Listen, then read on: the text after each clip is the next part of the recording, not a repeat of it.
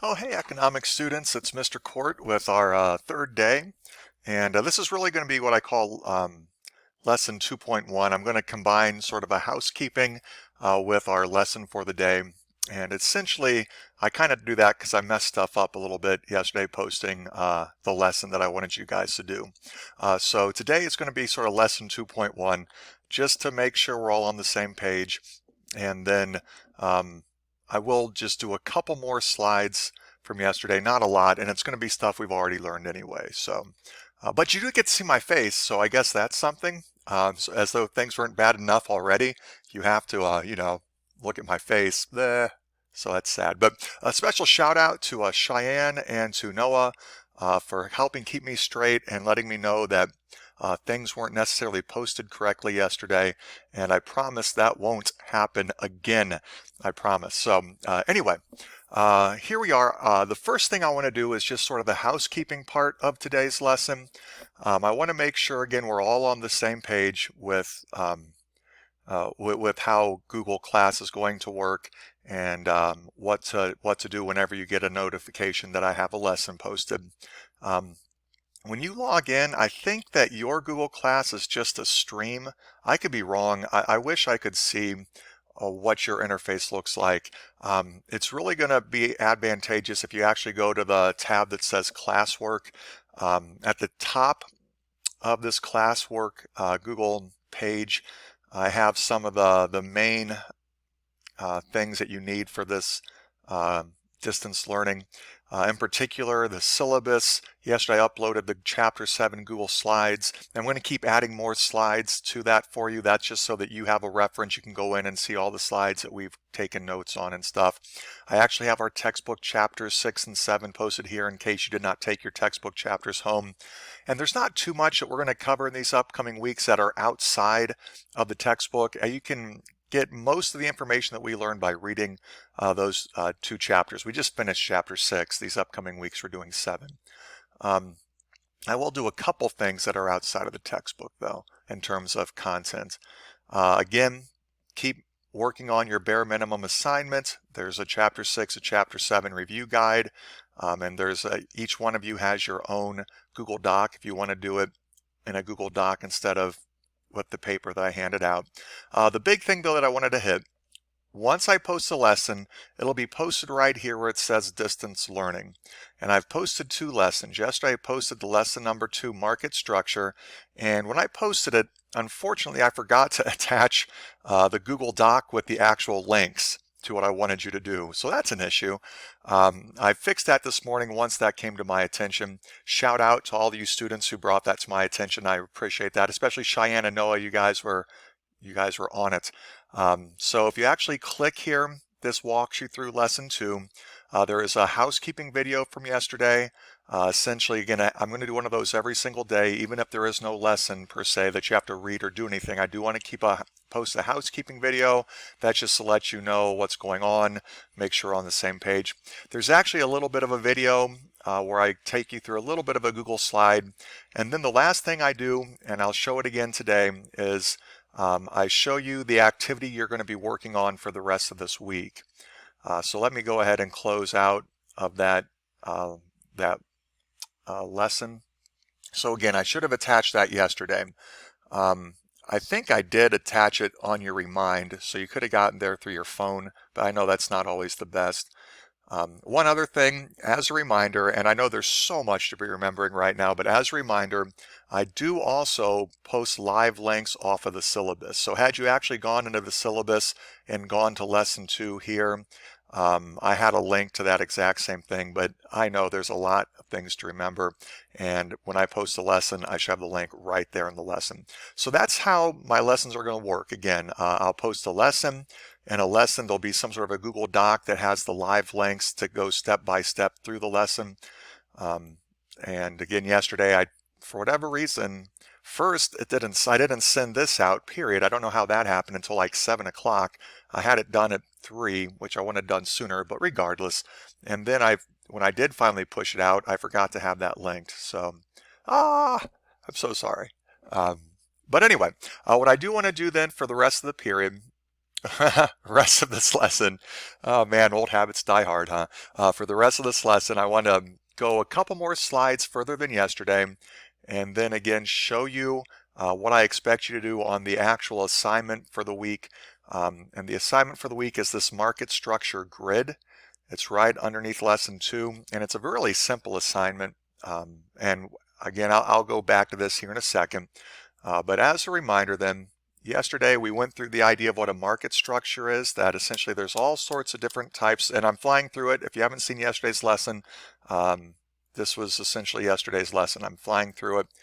There's lots of different markets out there, like markets for t-shirts, markets for cell phones, markets for sofas, markets for light bulbs, markets for televisions, and each market is kind of unique. And you know that. You've shopped for a lot of things in your life. You know that it's a lot easier to go shopping for a t-shirt than it is for a cell phone because each of these markets are a little different. And there are 4 different types of markets: perfectly competitive markets, monopolistically competitive markets, oligopolies, and monopolies. And yesterday, really all we did is we talk about we went over the 4 different characteristics that separate each of these market structures. Each of these market structures will have a certain number of producers. Each of these market structures will have products that are being produced, and some market structures have products that are identical, in other words, homogeneous. Others are going to have products that are differentiated, which we call heterogeneous. Some markets are very easy to enter and very easy to exit. Other markets are very hard to enter. So like I said yesterday, if I wanted to start my own t-shirt company and make my own novelty t-shirts, generally speaking, that'd be an easy market for me to enter. I would just have to find a supply of t-shirts and, find funny things to put on them and find a place to sell them. If I wanted though to if I wanted to make my own cars and actually compete against like Ford and General Motors and become a car manufacturer, that would be almost impossible. So again, each market has a different level of ease of entry. And then finally, each market producers have a certain amount of control on the price of their product. In some markets, producers can set the price to what they want. In other markets, producers have to take the price the market gives them. There we are. Just the slide I wanted to hit today was the idea of perfectly competitive markets. And again, this is pretty simple. We've already done this. When we talked about supply and demand and equilibrium in Chapter 6, we were talking about how supply and demand works in perfectly competitive markets. Perfectly competitive markets, it says here, are incredibly rare. The truth is, a perfectly competitive market really doesn't exist in the real world. There are some things that are very, very close to it, though. And here are the characteristics. Again, there are 4 characteristics that every market has. And in terms of the number of producers in a perfectly competitive market, there are many producers, sometimes hundreds, maybe even thousands of producers. It's very easy to enter a perfectly competitive market. In a perfectly competitive market, the products that everyone produces are identical, homogeneous in other words. So every product that a producer sells is identical. You cannot distinguish between one producer's product and another. And again, the example that we used would be like farming, like wheat, for example. It's really hard to differentiate one farmer's wheat from another farmer's wheat. However, like if you take another type of market like fast food, even though, burgers are similar, there is a difference between a Whopper and a Big Mac, and you can usually tell the difference. So again, in a perfectly competitive market like wheat, there are identical products. In a market that is not perfectly competitive like fast food, they do not have identical products. And finally, because there are so many producers in a perfectly competitive market, no one producer has influence over the market enough that they can actually change their price. In other words, they are price takers. So again, these are the 4 characteristics of a perfectly competitive market. This is review because, again, we went over this last chapter. There are many producers. It's very easy to enter a perfectly competitive market. Products being produced are identical, and producers are price takers. They have no control over the market price of their product. And even though there are no such things in the real world as perfectly competitive markets, Typically, when we think of perfectly competitive markets, we typically like to think of agriculture, um, even though I should say we think of the way agriculture works in our brains. We assume that there's just thousands of small farmers and each one produces its own crop. All these crops are identical and these farmers have no control over the prices. And some of that is accurate. But in reality, American farming has turned into a little bit more than that. Um, Stock markets are decent examples of perfectly competitive markets if we're talking about the factor market, as well as labor markets and racetrack betting. That's something that I don't know why I even put it in there because hopefully none of you have really a context of understanding how racetrack betting works, and I'm not about to teach you. So anyway, um, as we've learned in the past, the benefits of a perfectly competitive market, it's highly efficient. Producers have to sell at the equilibrium price. Therefore, because they are price takers, they are going to produce as efficiently as possible to maximize their profits. As consumers, we do not overpay for products because we are paying a market price, and that market price is the price that is determined by our demand and where our demand intersects producer supply. And so the price is essentially a reflection of how valuable we find that particular product. And as a reminder, a perfectly competitive market maximizes producer and consumer surplus. So in a perfectly competitive market, there is a demand for a product, which is the amount that we want to consume, a supply, which is the amount producers are willing to produce, and where the two meet is what we call equilibrium.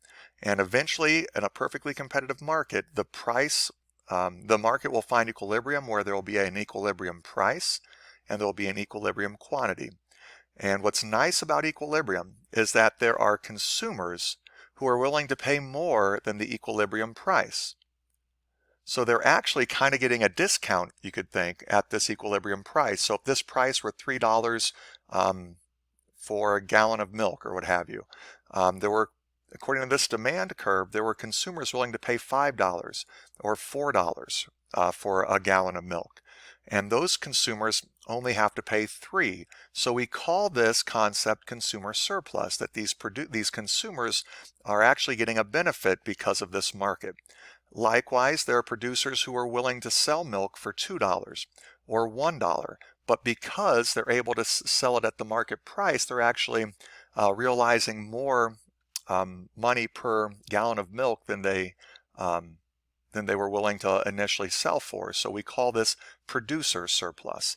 And so again, it maximizes efficiency, perfectly competitive markets. All right, and that really cuts it out for today.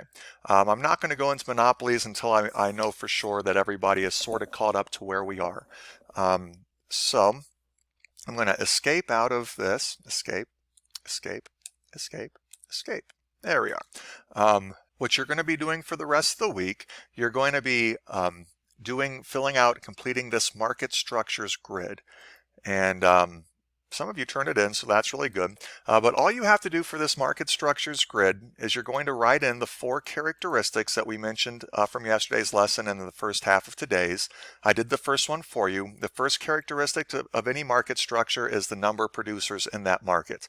And then for each one of these different market structures, you're going to complete how each one of these, the characteristics of each of these market structures, and then give 2 examples of each. So in perfect competition, I did this one for you. There are many producers in a perfectly competitive market, hundreds or even thousands. I do have 2 links down here to help you. If you can't remember just me talking at you in a slideshow, you can look at the Google Slides again, or even just go to chapter 7 to find this information. Then you'll hit characteristic 2, characteristic 3, characteristic 4. Tomorrow we're going to go over monopolies.